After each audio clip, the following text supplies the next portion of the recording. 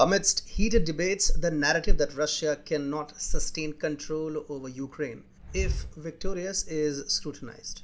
Critics argue the economic and social burdens could undermine such victory. Yet, historical precedents and potential economic benefits suggest otherwise.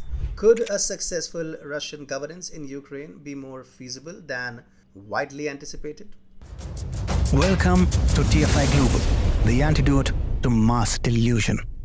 The notion propagated by certain sectors of Western media that Russia would struggle to maintain control over Ukraine should it emerge victorious in the conflict warrants a closer examination. The assertion frequently made is that the burdensome costs associated with governing a large and resistant population would render any such victory futile, ultimately dooming Russia to a long-term defeat due to the impracticality of pacifying Ukraine.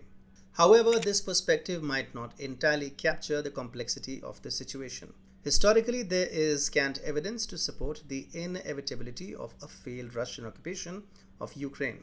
Drawing parallels, the Soviet era provides an illustrative precedent where Moscow managed to sustain governance over its vast empire, even in the face of widespread unpopularity. Further analysis reveals that economic gains from any new resources, markets, and tax revenues could significantly bolster Russia's financial position. Additionally, the apparent war weariness among Ukrainian men, as indicated by widespread draft evasion, could reduce the pool of potential insurgents, thereby stabilizing the region in future years.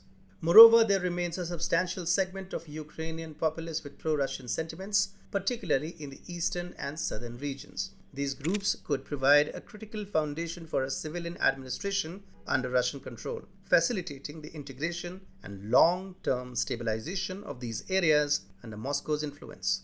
Plans to encourage Russian migration to strategic locations such as Kiev aim to adjust the demographic balance, promoting deeper societal integration through shared cultural and social practices, a method historically observed in the mingling of Ukrainian and Russian communities through marriage and communal life. Russia's recent administrative successes further underscore its capability to govern contested regions effectively. Post-Civil War Chechnya has been transformed into a supportive region, contributing troops for Russia's operations. Similarly, Crimea has seen a decade of stable governance under Russian control, and the relative calm in the Donetsk and Luhansk regions provides a contrast to their more turbulent surroundings.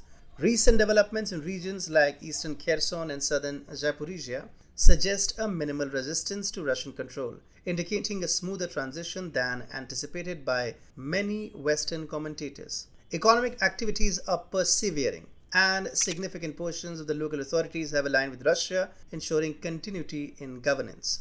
This pragmatic approach of not dismissing former local officials has facilitated a more stable administrative transition, avoiding the errors made by the US in Iraq, where the exclusion of Ba'ath Party members led to administrative vacuum and chaos.